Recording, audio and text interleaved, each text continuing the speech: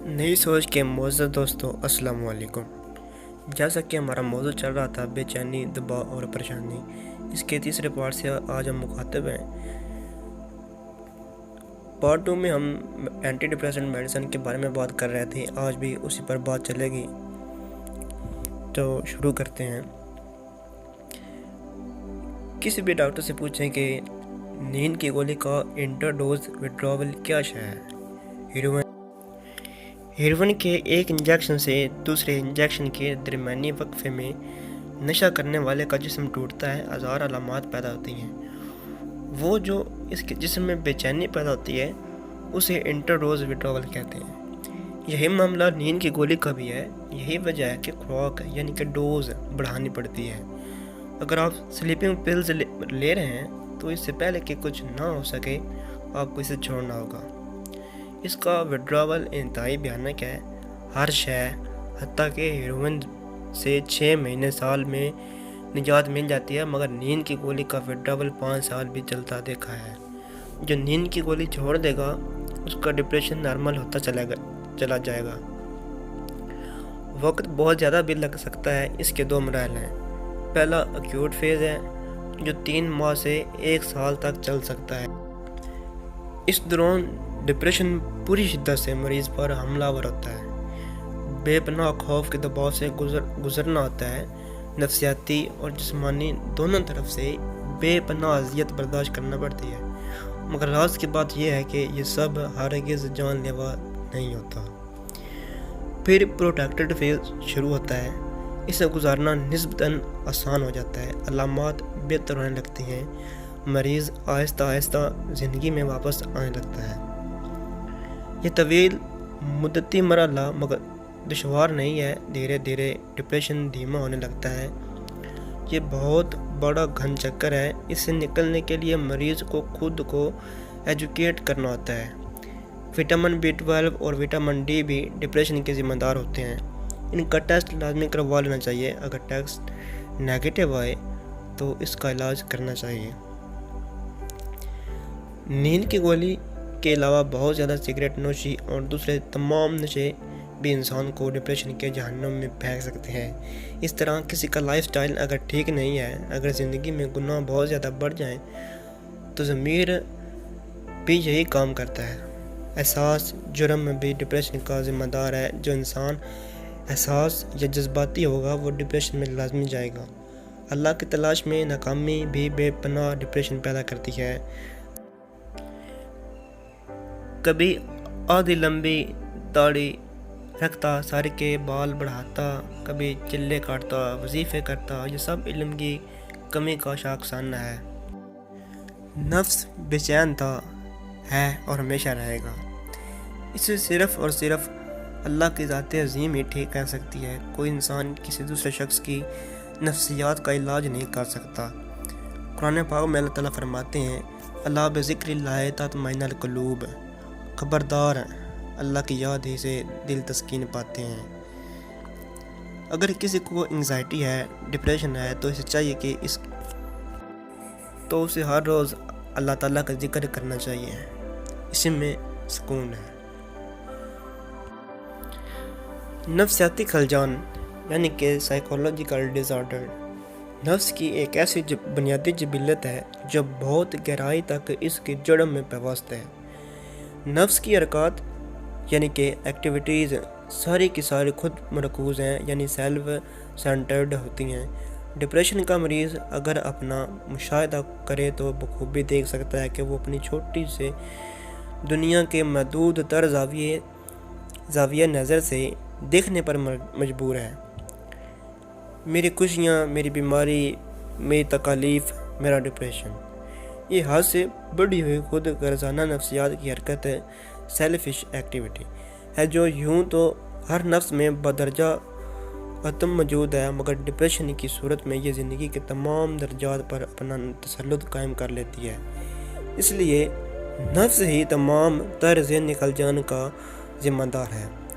वजह बाहर नहीं अंदर है। दुनिया इसकी ज़िम्मेदार नहीं है, इसका ज़िम्मेदार है मैं, यानी कि मी।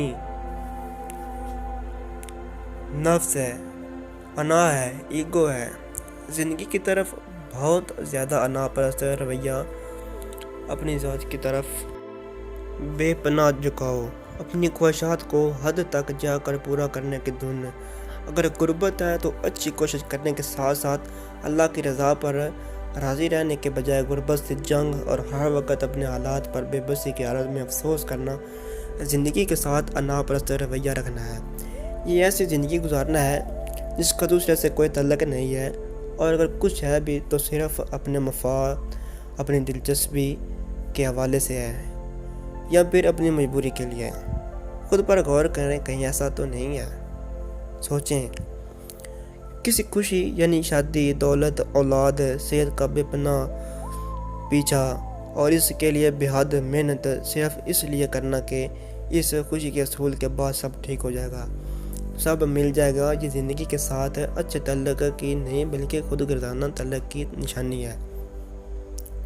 اس رویے سے ڈپریشن کی علامات جنم لیتی ہیں۔ یہ نفسیات دان، سائیکالوجسٹ، سائیکیٹرسٹ کے بس کی بات نہیں کہ اس بات کو سمجھ سکیں کہ بذات خود نفس ہی اس بحرانی کیفیت کی شروعات کا ذمہ دار ہے۔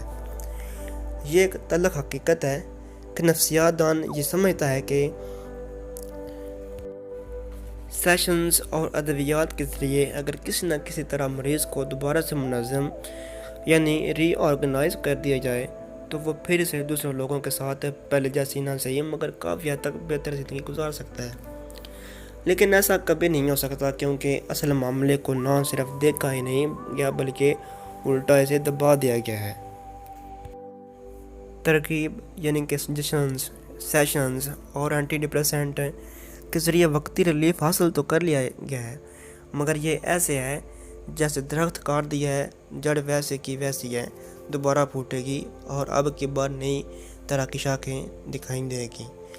کسی کے نفس کو اگر ٹھیک کرنا ہے تو اس نفس یعنی سیلف کو علم دینا پڑے گا، ایجوکیٹ کرنا ہوگا، اور یہ اگر کوئی کھا سکتا ہے تو وہ ہے جسے اللہ نے نفس کا علم بخشا ہے۔ وہ اسپیشلسٹ ہے اس کام کا اور اس کے سوا یہ کسی اور سے کبھی نہ ہوگا۔ نفس اکیلا خود کو ٹھیک نہیں کر سکتا، اس کی فطرت ہی اضطراب انتشار ہے، یہ اپنے آپ کو خود اکیلا آرڈر میں کبھی نہیں لا سکتا۔ نفس کا علم صرف نفسیات، سائیکالوجی نہیں ہے، یہ صرف ایک حصہ ہے، یہ آدھا جسم ہے۔ اللہ کے بغیر، قرآن کے بغیر، رسول صلی اللہ علیہ وآلہ وسلم کے بغیر، اللہ کی یاد کے بغیر نفس میں وہ کیفیت پیدا نہیں ہوتی جس سے یہ حاصل شدہ علم کو خود پر نافذ یعنی اپلائی کر سکیں۔ اسے اپنے علاج کے لیے سرنڈر ہونا پڑتا ہے، اطاعت کرنا پڑتی ہے۔ سرنڈر موڈ وہ بے ہوشی ہے جس کے بغیر یہ خود کو کبھی آپریٹ نہیں کر سکتا۔ جو نفس اللہ سے دور ہے، اپنے خالق سے، اپنے کریٹر سے غافل ہے، انویئر ہے، اس کا کام ہی اس دنیا میں رہتے ہوئے اپنے اور دوسروں کے لیے انتشار، بد نظمی پیدا کرنا ہے۔ لوگوں کا اس موضوع پر ایک عجیب چلن ہے، ایک فریب خوردہ زاویہ نظر ہے۔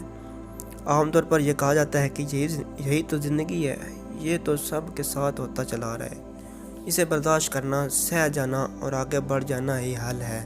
We are made so. ایسا ہرگز نہیں، یہ صرف خود فریبی ہے اور کچھ نہیں ہے۔ کیا یہ انسان کا مقدر ہے کہ ہر وقت جسمانی اور نفسیاتی اذیت ہمیشہ کے تضاد اور دکھ میں زندہ رہے؟ نہیں، ایسا ہرگز نہیں ہے۔ نہیں، ایسا کوئی جرم آدم نے نہیں کیا تھا کہ خدا اس کی نسل کو اتنے بدترین ٹارچر سے گزارتا۔ خدا ایسا نہیں ہے، وہ ہرگز ایسا نہیں ہے۔ یہ ہم ہیں، ہمارے نفوس ہیں جنہوں نے نفرت کی آگ سے دنیا کو جنت بنا کر رکھ دیا ہے۔ انسان ایسا ہی ہے، اس کی فطرت ظالم ہے، جاہل ہے، جو جذباتی اور احساس نہیں۔ وہ کامیابی سے چھپ جانے میں کچھ دیر کامیاب ہو جاتا ہے، مگر ہمیشہ نہیں، ہرگز نہیں۔ درد جھیلنا یعنی سفر کرنا، پریشان ہونا، نفسیاتی عوارض میں مبتلا رہنا، خود سے جڑے ہوئے اپنے سے کمزور لوگوں کو اپنی نفسیاتی حالت کے مطابق زندگی گزارنے پر مجبور کرنا، اور خود سے طاقتور لوگوں کی نفسیات سے مطابقت پیدا کر کے جینے پر خود کو مجبور کرنا، یہ سب ہمیں کس نے سکھا دیا؟ کیا اللہ نے؟ کیا اسلام نے؟ ہرگز نہیں۔ یاد رکھنے کی بات یہ ہے کہ معاشرہ، کلچر یا سوسائٹی کچھ بھی کہہ لیں، اسے وجود میں لانے کی طاقت صرف آسمانی مذہب میں ہوتی ہے۔ معاشرہ ہمیشہ کسی سچے مذہب سے وجود میں آتا ہے۔ مذہب معاشرے کو پیدا کرتا ہے، یہ خود بخود پیدا نہیں ہو سکتا۔ نفس منظم اور مربوط نہیں ہوتا، اس لیے نسل انسان بھی آرگنائز نہیں ہو سکتی۔ یہ تو اللہ ہے جو آسمان سے کتاب اتارتا ہے، مذہب بناتا ہے اور مذہب سے معاشرے کو پیدا کرتا ہے۔ پھر یہ معاشرہ اسی مذہب کو، اسی کتاب کو جس نے اسے جنم دیا، بدل ڈالتا ہے، نظر انداز کر دیتا ہے۔ پارٹ 3 میں آج کے لیے اتنا ہی، ملتے ہیں پارٹ 4 میں۔ خدا حافظ۔ Thanks for watching.